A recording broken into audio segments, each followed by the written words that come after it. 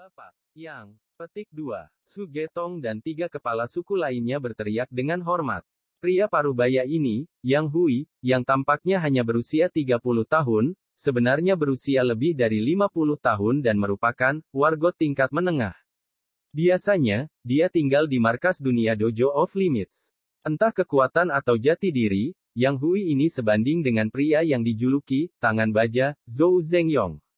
Kami belum bertemu satu sama lain selama 8 tahun ya. Ayo pergi dan cari tempat minum teh. Setelah itu, kita akan makan siang. Oh ya, Zuge, apakah kakakmu ada di kota markas ini? Katakan padanya untuk datang juga, kata Yang Hui. Baiklah, saya akan menelepon kakak saya sekarang, kata Zuge Tong. Yang Hui adalah seorang wargot, ketua Zhou Zhengyong adalah seorang wargot, dan saudara laki-laki Zuge Tao, Zuge-san, adalah seorang wargot. Orang melihat status satu sama lain saat berteman, orang-orang tanpa latar belakang sama sekali pasti tidak bisa masuk ke lingkaran mereka. Tangan baja, apakah penyelidik masih di kota markas? Tanya Yang Hui. Penyelidik pergi ke kota tanda pagar 003 di hutan belantara beberapa hari yang lalu untuk melatih teknik tombaknya pada monster pemimpin gerombolan, kata tangan baja Zhou Zhengyong. Setelah penyidik kembali, aku akan membawamu kepadanya. Setengah tahun yang lalu, ketika kepala desa datang ke kota Jiangnan untuk mencari penyelidik itu masih di alam liar. Kepala. Ketika kata ini keluar dari mulut Zhou Zhengyong, 3 kepala suku di samping dan ekspresi Yang Hui segera menjadi serius. Hanya satu orang yang dapat disebut sebagai kepala oleh ketua markas Dojo of Limits kota Jiangnan, pejuang terkuat di dunia yang tak terbantahkan, pencipta Dojo of Limits, Hong. Seorang pejuang yang kuat dengan kekuatan yang tampaknya tak terbatas. Petarung terkuat umat manusia. Penyelidik telah berlatih, karena dia mencoba untuk menjadi eksistensi yang melampaui level wargot, keluh Yang Hui. Kepala juga mengatakan bahwa penyelidik Liu memiliki harapan terbesar untuk mencapai hal seperti itu. Seorang penyelidik hampir berada di puncak seluruh Dojo of Limits. Orang-orang seperti Zhou Zhengyong dan Yang Hui yang sering diizinkan untuk berhubungan dekat dengan pejuang paling kuat di dunia, Hong, juga dapat dianggap sebagai beberapa orang terpenting di Dojo of Limits. Pergi, ayo kita minum teh.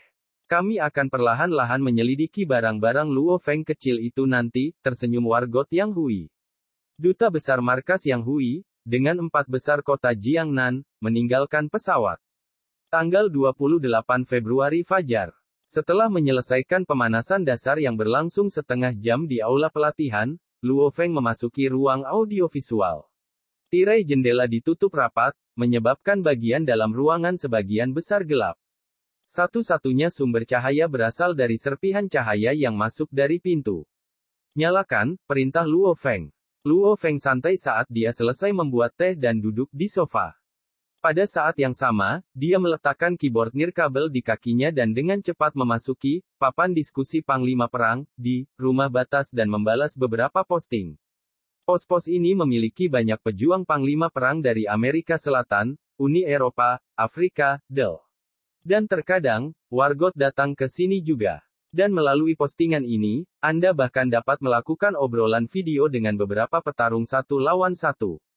Ada banyak sekali fungsi. Obat mujarab kehidupan memang langka, Luo Feng sengaja memposting di beberapa utas yang belum aktif tentang topik, ramuan kehidupan. Dia menyebabkan 3 utas muncul lagi di bagian atas halaman. Menggunakan istilah di papan diskusi, dia, natural posting. Secara alami, banyak pejuang Panglima Perang di seluruh dunia melihat utas yang diperbarui ini.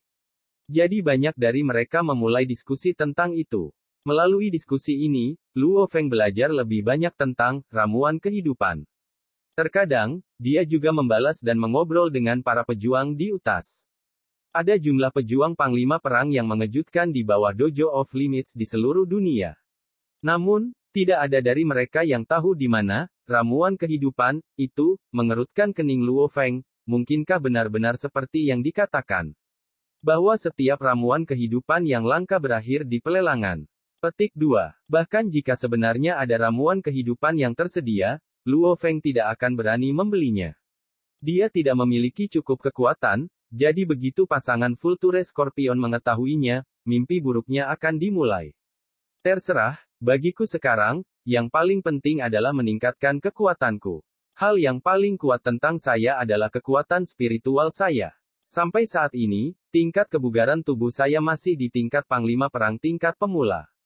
Karena kekuatan spiritual saya meningkatkan level saya yang sebenarnya 2, saya sebenarnya adalah Panglima Perang tingkat lanjut. Dengan kata lain, saya bisa secara terbuka dan mudah mengalahkan Panglima Perang tingkat lanjut. Luo Feng sangat senang. Terakhir kali, dia membunuh veteran tua bernama Liu dan si Brute Putih dengan langsung menyergap mereka dari belakang saat mereka tidak siap. Jika dia menyerang di depan, maka Luo Feng tidak akan memiliki peluang 100% untuk menang. Namun, Luo Feng saat ini bisa menghancurkan mereka berdua bahkan tanpa disergap. Pembaca roh dapat menghancurkan pejuang dengan level yang sama dan dapat melawan pejuang di luar level mereka. Ini adalah fakta yang diketahui di kalangan pejuang. Sampai sekarang, aku bisa bertarung melawan Wargot level pemula. Jika saya bermain kotor dan mengandalkan kekuatan spiritual saya, tidak akan terlalu sulit untuk membunuh Wargot tingkat pemula. Luo Feng memang meningkat dengan cepat. Hanya sudah 8 bulan sejak dia bangun, dan kekuatannya sudah menyaingi Wargot level pemula.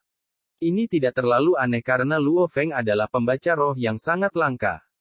Nilai seorang pembaca roh tidak ada bandingannya. Ketika mereka lahir, kekuatan spiritual mereka yang awalnya lemah secara alami menggumpal dan tetap tersembunyi dalam pikiran mereka. Kekuatan spiritual berubah menjadi bentuk cairan bagi mereka yang memiliki lebih sedikit. Dan bagi mereka yang memiliki lebih banyak, itu ada sebagai kombinasi antara zat cair dan padat. Semakin kokoh, semakin banyak kekuatan spiritual. Dan bagi mereka yang memiliki kekuatan spiritual dalam jumlah yang luar biasa besar, itu hanya ada sebagai benda padat. Luo Feng adalah salah satu dari orang-orang yang memiliki kekuatan spiritual dalam jumlah yang mencengangkan. Laju pertumbuhannya seharusnya sudah mengejutkan tetapi, setelah Anda menambahkan instruksi manual terakhir, 9 tahap pedang petir, dan pelatihan pahit Luo Feng sendiri. Tingkat pertumbuhan Luo Feng mencapai tingkat yang mengkhawatirkan. Hanya dalam 8 bulan yang singkat, dia sudah sebanding dengan Wargot tingkat pemula, yang luar biasa. Namun, jika dibandingkan dengan Hong dan Dewa Petir, masih ada perbedaan. Hong dan Dewa Petir menjadi eksistensi yang melampaui Wargot selama periode Grand Nirvana, tingkat pertumbuhan mereka bahkan lebih mengejutkan. Bola emas gelap dalam hati nurani saya memiliki kekuatan spiritual yang sangat besar. Hanya saja tubuhku tidak cukup kuat untuk mengatasinya, jadi kekuatan spiritual hanya bisa ada di dalam bola emas yang gelap itu. Luo Feng memegang cangkir tehnya dan dengan ringan menyesapnya. Aroma teh terpancar di mulutnya, jadi, semakin kuat tubuh saya, semakin kuat kekuatan spiritual saya.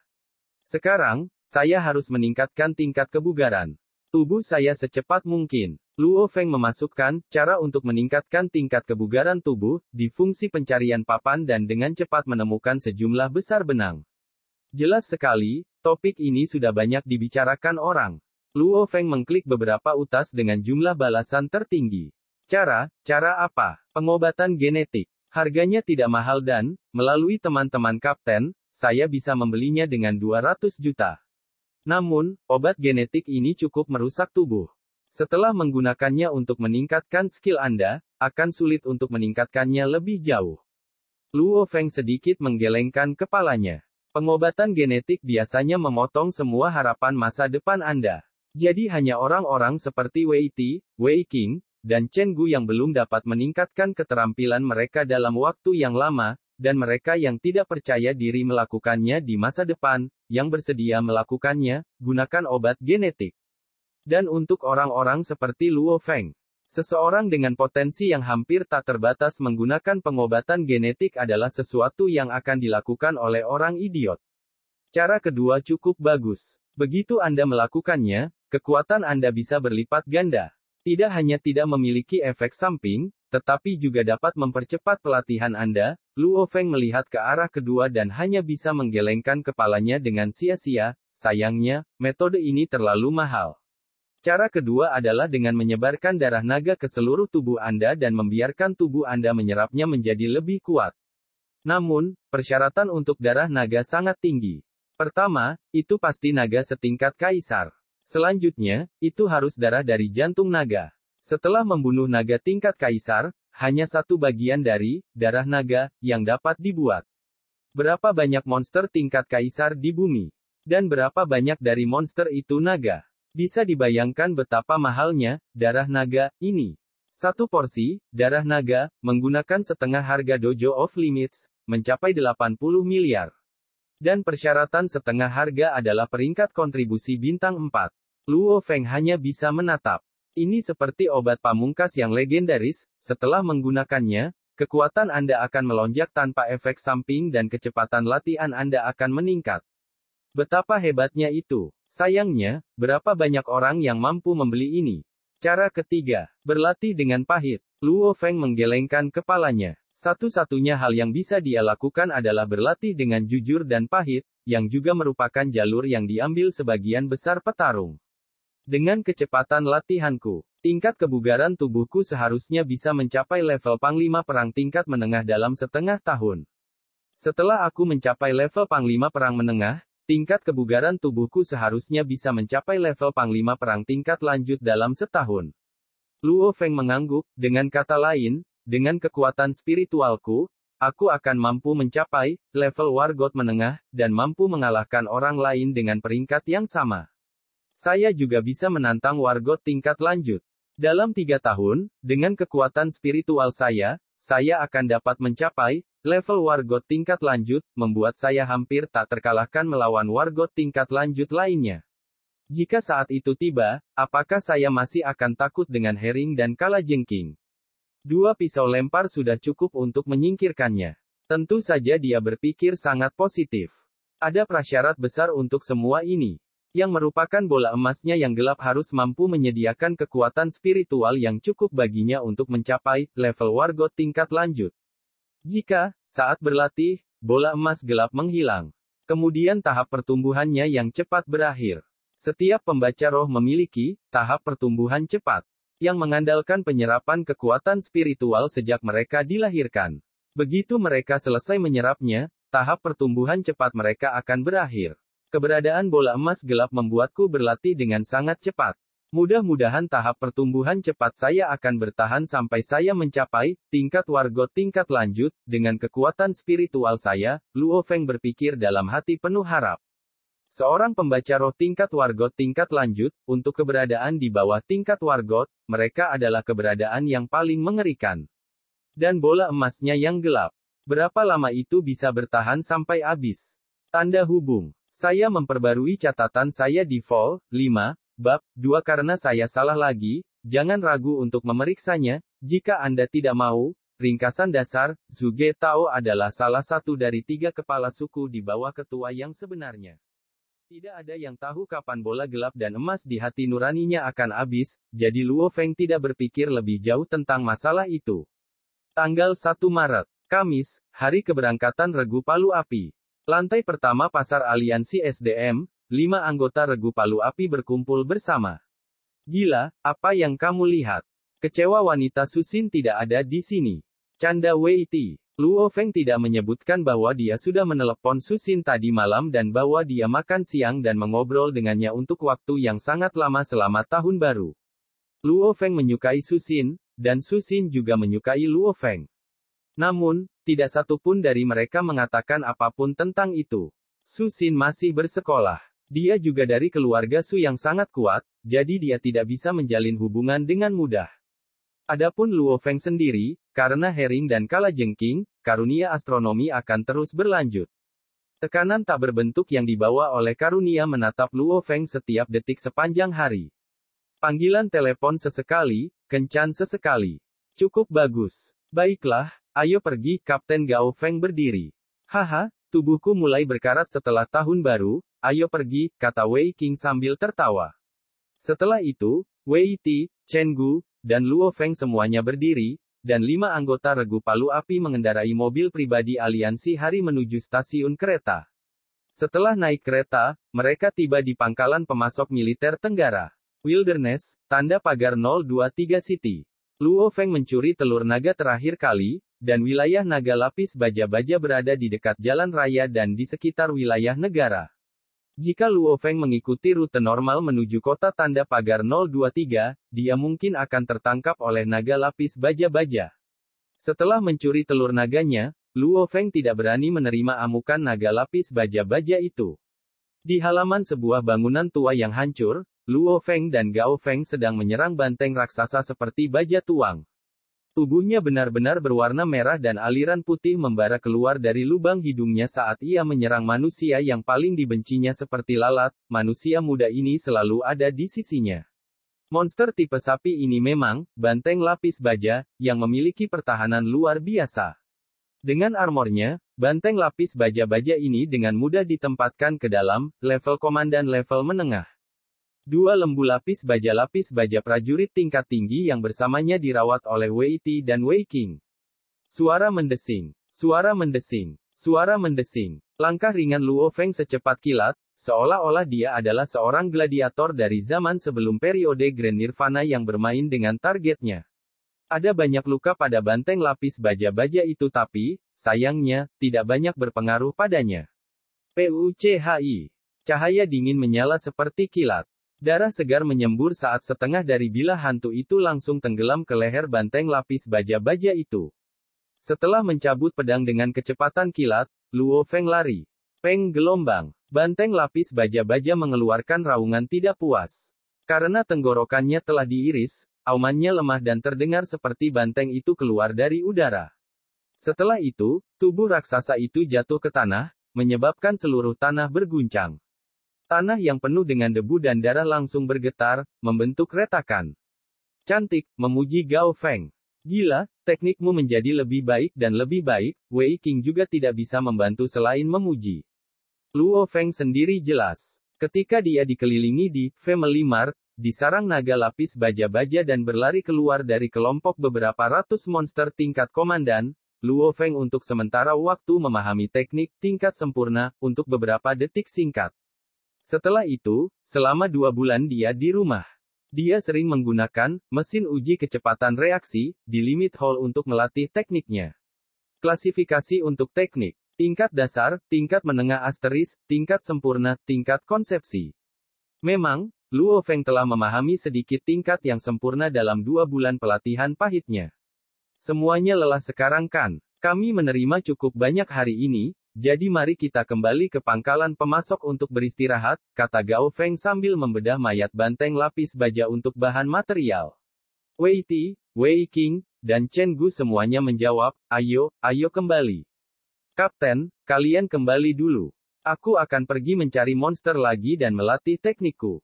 Aku akan mencari kalian nanti, tersenyum Luo Feng sambil berkata. Yang muda benar-benar energik, kata Gao Feng, Chen Gu, dan yang lainnya sambil tertawa. Luo Feng juga seperti ini beberapa hari terakhir ini. Ketika anggota lain menjadi lelah dan ingin istirahat, Luo Feng pergi sendirian untuk berburu monster. Namun, semua orang tahu tentang kekuatan Luo Feng, jadi mereka tidak menghentikannya. Gao Feng dan yang lainnya pergi, hanya menyisakan Luo Feng. Langit gelap. Luo Feng memegang pedangnya di satu tangan dan perisainya di tangan lain saat ia melewati gang-gang kota tanda pagar 023 sendirian.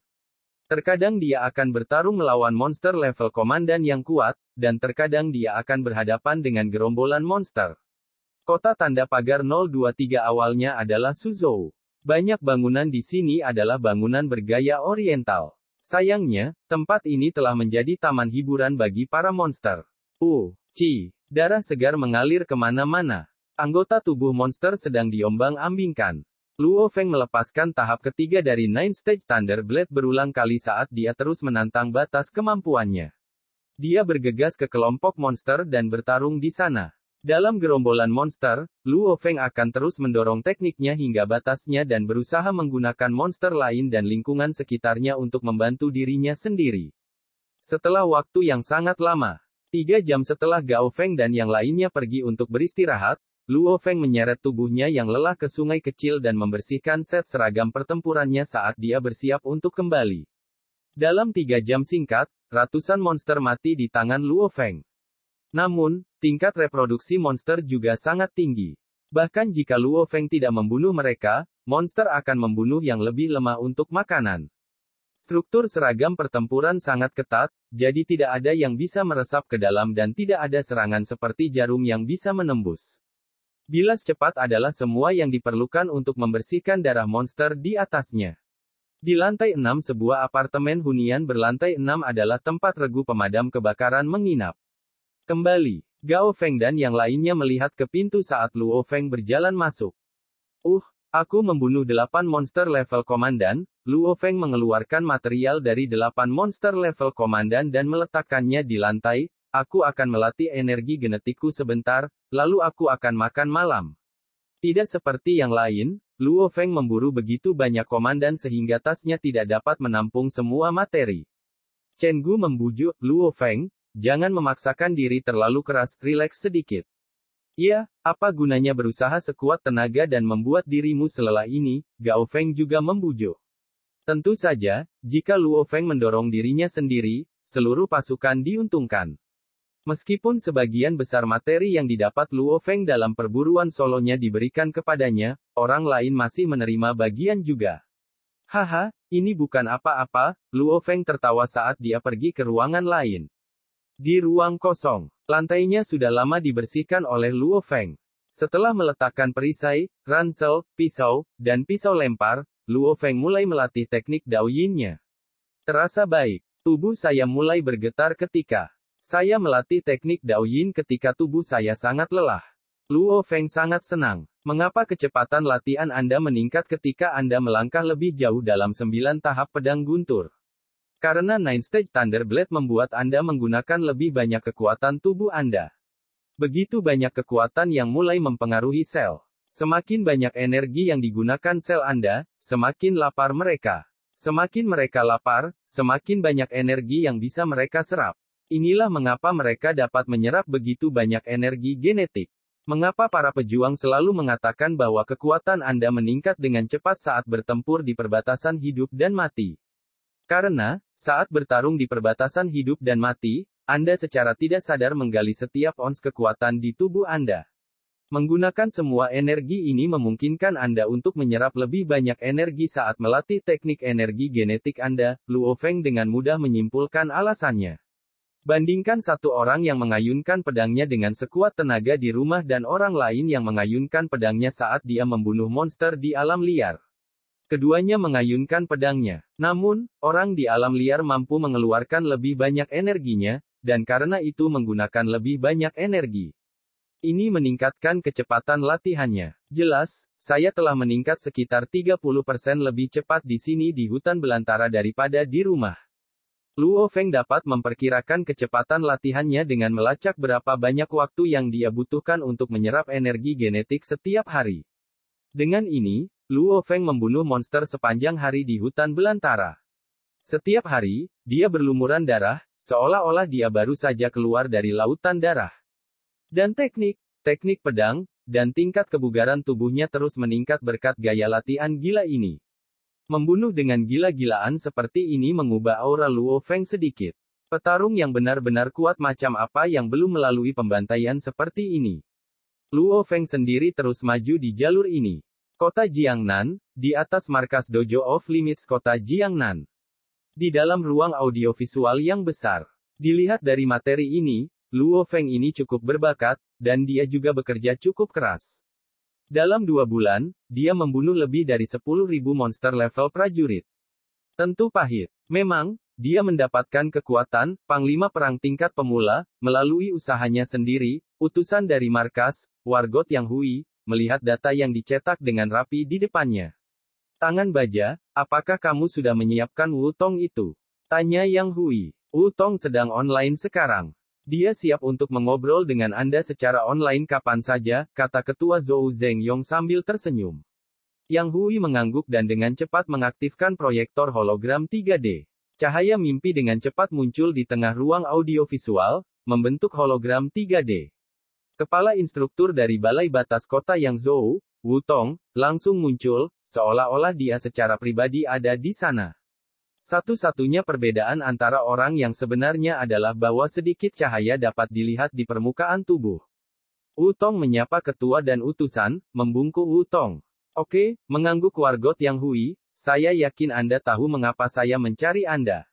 Anda adalah instruktur utama dari Balai Batas Kota Yangzhou, dan Luo Feng tinggal di sektor Mingyue.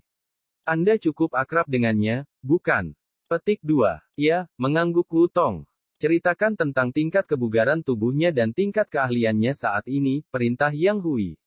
Ya, senyum bangga muncul di wajah Wu Tong. Luo Feng adalah salah satu jenius yang muncul di kota Yangzhou dalam dekade terakhir.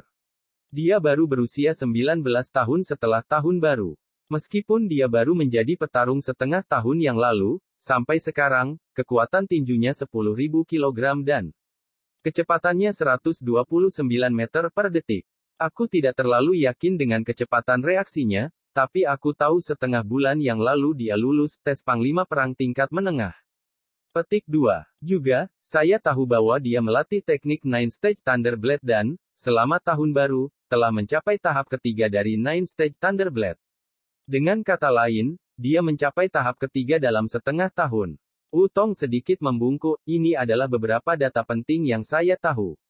Tahap ketiga dari Nine Stage Thunderblade. Wajah Wargot Yang Hui, yang sebelumnya sangat tenang, dengan cepat berubah.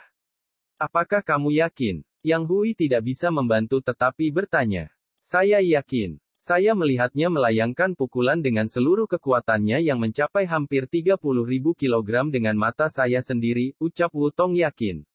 Wargot Yang Hui dan Ketua Zhou Zhengyong bertukar pandang.